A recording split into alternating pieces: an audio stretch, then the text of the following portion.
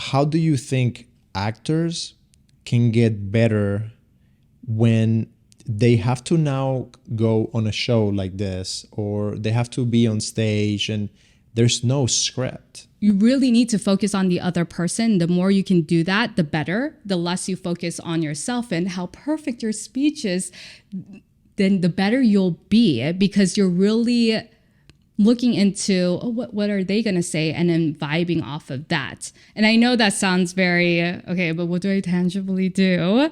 I think active listening is key.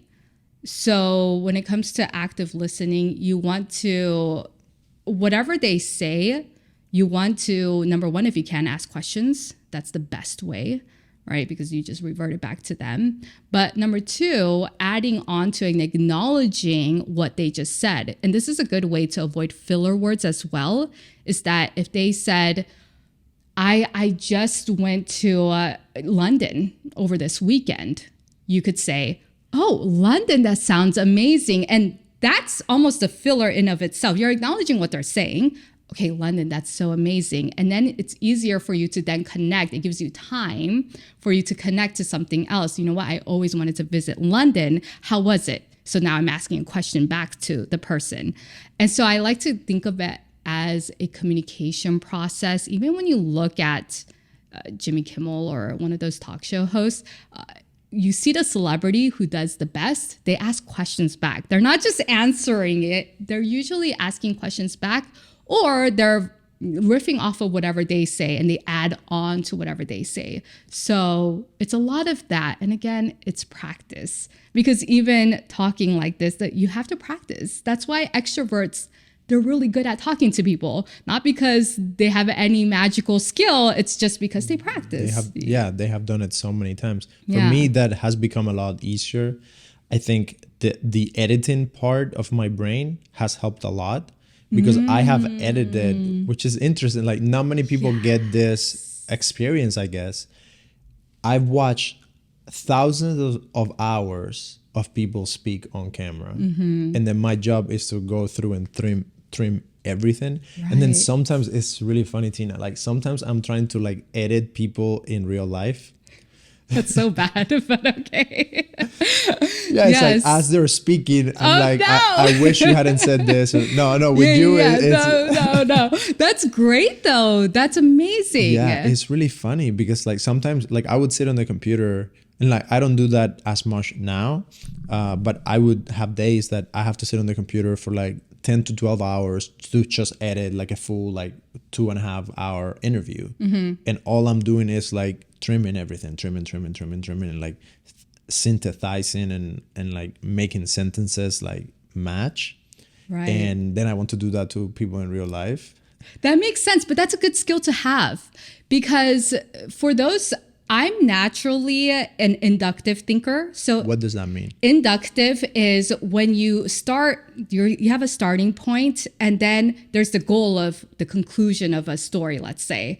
And you tend to steer off over here, over there. And then you're like, sometimes, wait, what were we talking about? You go there and then, oh, okay, let me go back to the goal. Because you're trying to like fill in the blank on your own, like trying to come up with the... So typically they don't even think about the conclusion of the story. They think about what's the next step? What's the next step? What's the next step? So people who tend to be more neurotically oriented or creatively oriented, they tend to be inductive. They only think about the short term, what's the next thing I'm going to say? What's the next thing I'm going to say? However, people who are deductive, so they think end first. Oh, this is how I want to tell the story. This is the end goal I want to say. And then they work their way backwards. And then they tell the story.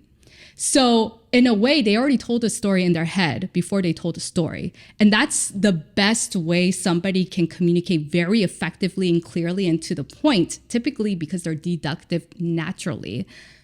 Yeah. So people who have ADHD, for example, you tend to be inductive. So I get a lot of clients who are ADHD oriented because they tend to also have a low verbal fluency, because they tend to think, okay, what's the next thing I'm going to say? What's the next thing? And they don't start at the end first. So for you with the editing, if you can visualize it, because I can see in your brain, maybe you're visualizing it and you're like, okay, cut this out, right?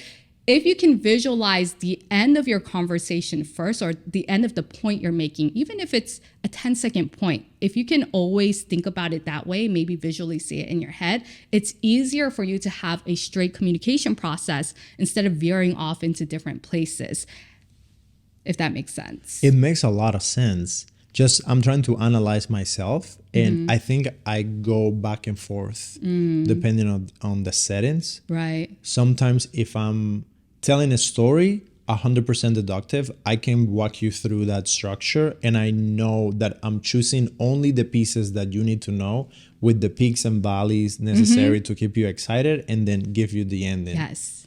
Now it becomes very challenging when I'm exploring an idea, or we're talking about concepts, or trying to give you examples of why something will work or will not work. Then I'm using my imaginative side. Then you go inductive. Yes. And then I have the tendency of like going on a rant over here to like make my point. Right. And then I'm losing you because you're like, why are we even doing this? What does that have to do with this? Yeah, but it's not that deductive is better than inductive, but there's a time and place to be inductive, like doing some sort of creative collaboration and you're having ideation process. Sure, you need to be inductive because the end goal you sort of know, but you don't know, right? You don't actually know. But if you do know the point you're trying to make, so for example, if you're making a presentation or you want to convey a point at the end of a conversation, you want to, in your head at least, start at the end first and say to yourself, oh, I want to make this point, and then reel it back and think about the only relevant point in order to get to that end point. And that's really hard for some people to do, including me. It's really hard for me to do, and I had to really train my brain to do that. And that's part of the verbal fluency process. People who tend to be more deductively oriented, they're quick with it because they can just get to the content in their head. That's fascinating. I'm so excited that we're bringing up this, and I want to stay in this like next level side of the conversation, because I don't think there's a lot of content out there to talk about this. Yeah. Now, I'm really interested in what's your take when the situation is an argument or a very confrontational exchange.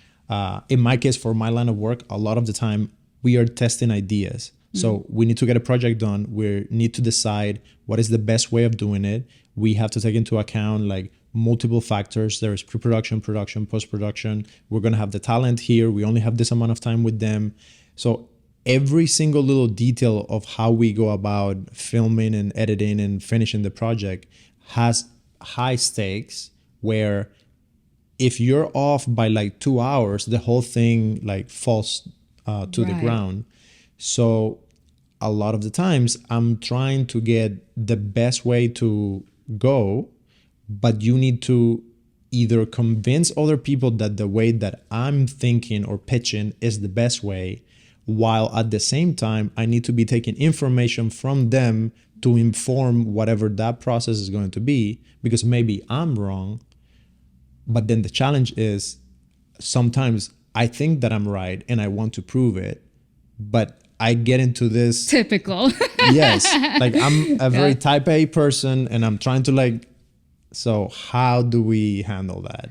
I study a lot of neurolinguistic programming, and really that's just trying to gain influence. So I like to use getting on somebody's side first by essentially verbally or physically, if you're there in person, to say, hey, I'm on your side, I'm on your team. And how you do that is to simply acknowledge that, hey, you know what, your idea, very valuable. I hear you. I understand where you're trying to go with that.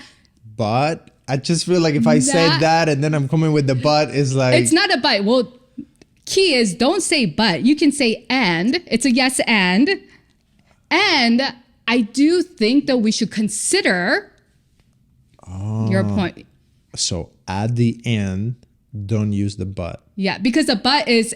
Basically, when you say but, anything before, everybody's going to cancel it out. If anytime somebody says, yeah, X, Y, and Z, but I think that you won't listen to them. You're so right. Yeah. I do that all the time. You're so right. Yeah. Okay. I need to add the and. Perfect. And then it's just a door that's being opened.